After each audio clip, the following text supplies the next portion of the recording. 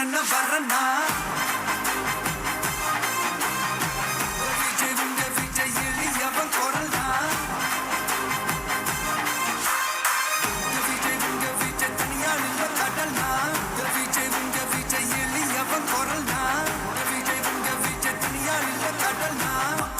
மன்னர்களை உனக்கு காட்ட வரனா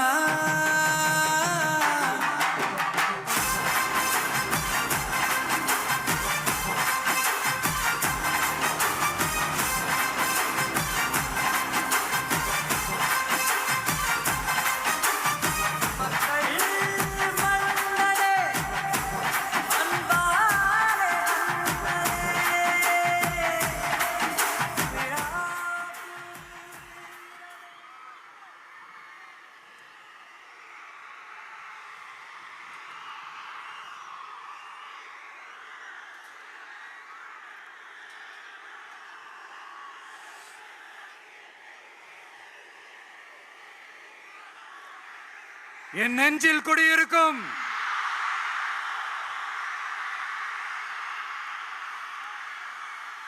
புதுச்சேரி மக்கள் உங்கள் அனைவருக்கும் என்னுடைய வணக்கம். வணக்கம் வணக்கம். எல்லாரும் எப்படி இருக்கீங்க?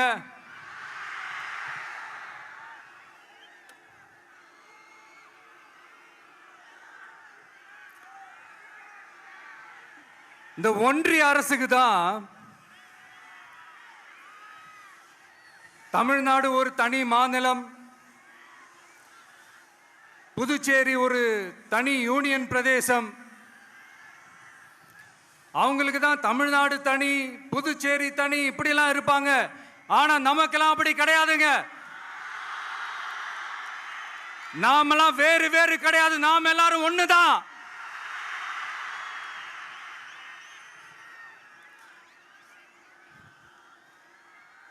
தமிழ்நாடும் புதுச்சேரியும் தனித்தனியாக இருந்தாலும் நாம் எல்லாரும் ஒண்ணுதான். நாம் எல்லாரும் சொந்தம் தான்.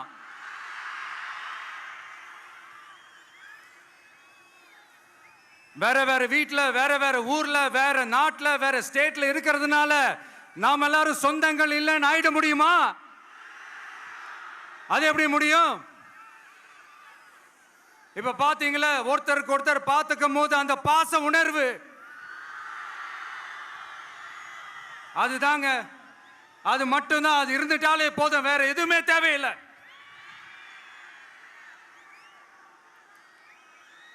அதனால தமிழ்நாடு, புதுச்சேரி, கேரளா, கர்நாடகா, ஆந்திரா மட்டும் இல்ல, உலகத்துல எந்த மூலையில நம்ம வகைரா இருந்தாலும் அவங்க எல்லாருமே நம்மளோட உயிர் தான். அவங்க எல்லாருமே நம்மளோட உறவு தான்.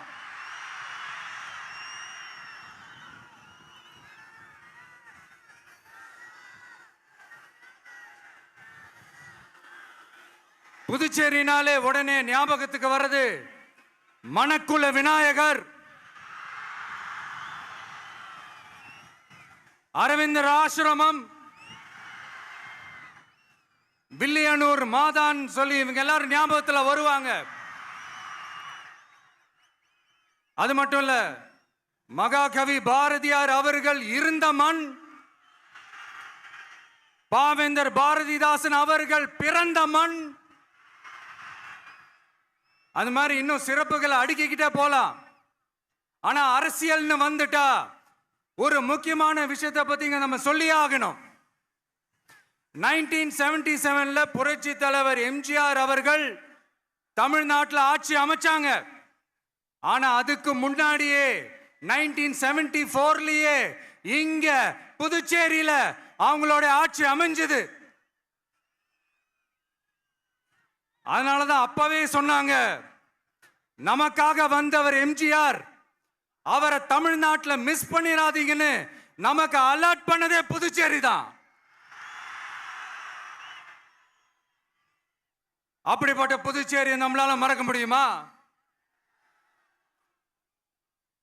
அது மட்டும் இல்ல, இங்க இருக்கிற மக்கள் தமிழ்நாடு மாதிரியே புதுச்சேரி மக்களும் என்ன கிட்டத்தட்ட ஒரு 30 வருஷமா என்ன தாங்கி பிடிச்சுக்கிட்டு இருக்கிறீங்க.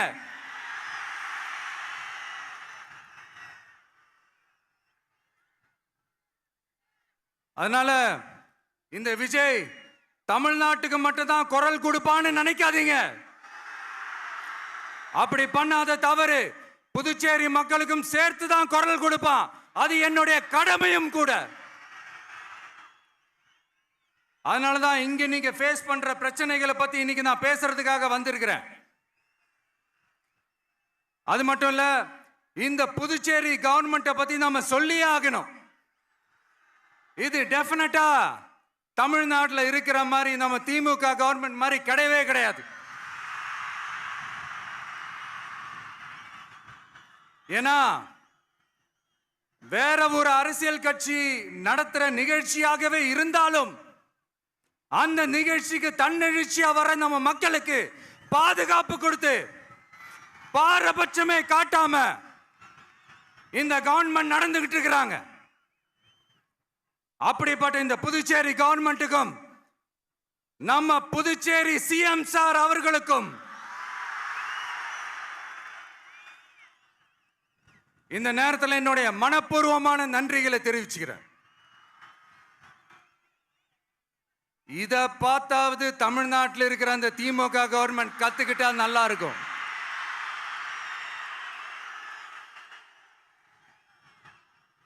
ஆனா அவங்க கத்துக்க மாட்டாங்க. பரவாயில்ல, வரப்போற எலெக்ஷன்ல 100% கத்துக்குவாங்க. அத நம்ம மக்கள் பார்த்துக்குவாங்க.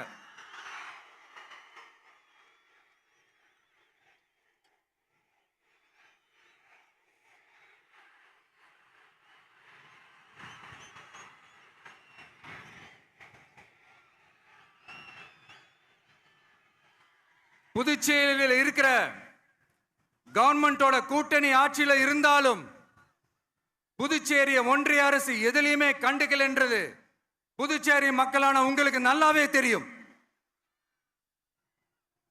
மாநில அந்தஸ்து கோரிக்கையை மட்டுமா கண்டுக்கல, இங்க வளர்ச்சி ஏற்படவும் துணை நிற்கவே இல்லைன்னு கேள்விப்படுறோம். இந்த புதுச்சேரிக்கு இன்னும் மாநில அந்தஸ்து கொடுக்கல.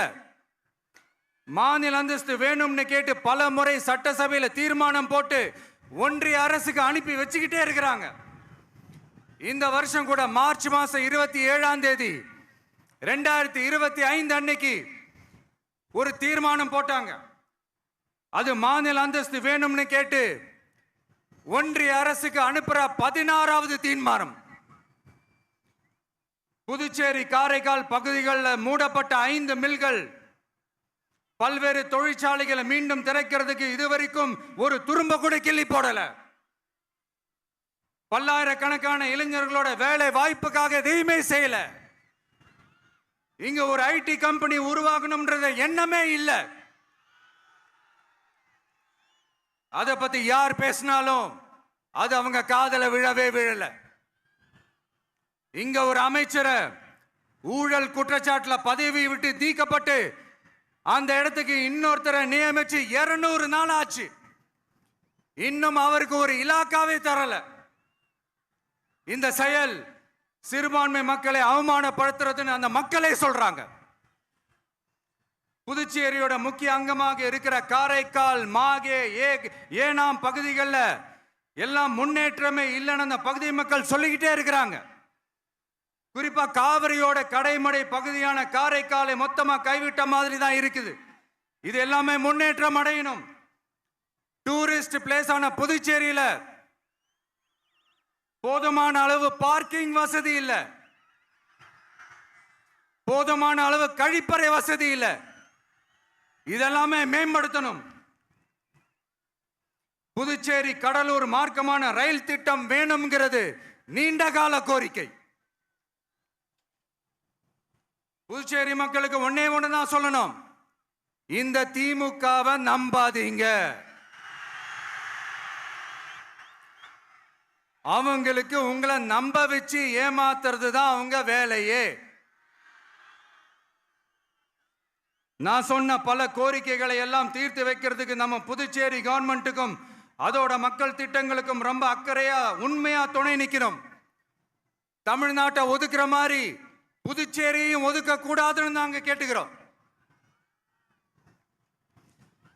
கிட்டத்தட்ட 20 லட்சம் பேர் வாழ்ற யூனியன் பிரதேசமான புதுச்சேரி மத்திய நிதி குழுவில் இடம்பெறவில்லை. அதனால் மாநிலங்களுக்கான நிதி பகிர்தல் அடிப்படையிலும் யூனியன் பிரதேசங்களுக்கான நிதி பகிர்தல் அடிப்படையிலும் புதுச்சேரிக்கு நிதி ஒதுக்கப்படுவதில்லை. அதனால ஒவ்வொரு ஆண்டும் புதுச்சேரிக்கு தோராயமாகவே மத்திய அரசு நிதியை விடுவிக்கிறது.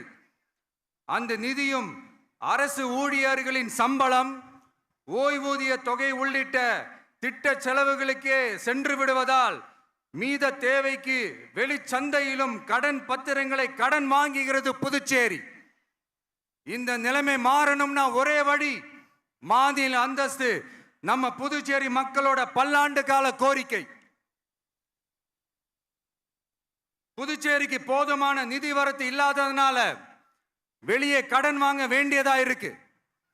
புதுச்சேரியோட கடனை குறைச்சு தற்சார்பு பொருளாதாரத்தை வளர்த்தெடுக்க திட்டங்கள் வகுக்கப்பட வேண்டும். மாநில அந்தஸ்து வாங்கினா மட்டும் போதாது இல்லையா, தொழில் வளர்ச்சியும் தேவையாச்சே. புதுச்சேரி தென்னிந்தியாவின் முன்னணி இண்டஸ்ட்ரியல் ஹப்பாக மாற்ற எல்லா முயற்சிகளும் எடுக்க வேண்டும். இந்திய அளவில் ரேஷன் கடைகளே இல்லாத மாநிலம் புதுச்சேரி தான். ஏழை எளிய மக்களுக்கு வாழ்வாதாரமே ரேஷன் கடைகள் தான். மற்ற மாநிலங்கள்ல இருக்கிற மாதிரி இங்கேயும் அரிசி, சர்க்கரை, பருப்பு, கோதுமை, எண்ணெய்னு அனைத்து பொருட்களும் வழங்கும் முறை சீராக்கப்பட வேண்டும். கடைசியா மீன் பிடிக்க செல்லும் காரைக்கால் மீனவர்களை அடிக்கடி கைது செய்யும் இலங்கை கடற்படை அவர்களின் படகுகளையும் பறிமுதல் செய்து விடுகிறது. அதனால் நீண்ட போராட்டங்களுக்கு பிறகு அவர்கள் விடுவிக்கப்பட்டாலும் படகுகள் கிடைக்காததால் படு மோசமான நிலைக்கு தள்ளப்படுகின்றனர். இந்த நிலை மாற வேண்டும். நான் மறுபடியும் சொல்றேன், இந்த விஜய் புதுச்சேரி மக்களுக்காகவும் எப்பவும் துணை நிற்பான். வரப்போற புதுச்சேரி தேர்தல் களத்துல நம்மளுடைய தமிழக வெற்றி கழகத்தின் கொடி பட்டொளி வீசி பறக்கும். கான்பிடென்டா இருங்க, நல்லதே நடக்கும், வெற்றி நிச்சயம். மீண்டும் சந்திக்கும் வரை நன்றி, வணக்கம். மக்கள் எங்க உரிமை காவல்.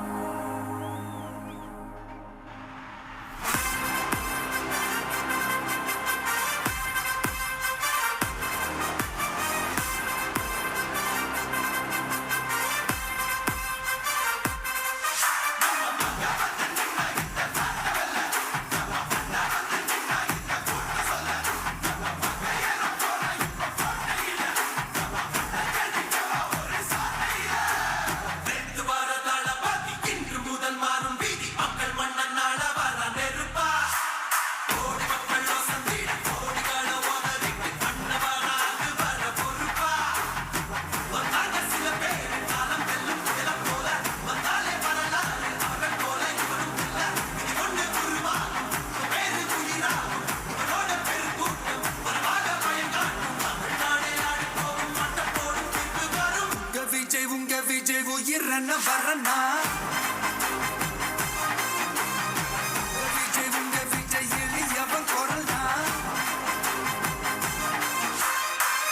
விஜய் உங்க விஜய் தனியால் இல்ல கடல்னா, விஜய் உங்க விஜய் எளியவன் குரல்னா, விஜய் உங்க விஜய் தனியால் இல்ல கடல்னா. மக்கள் தானே மன்னர்களை உனக்கு காட்ட வரனா.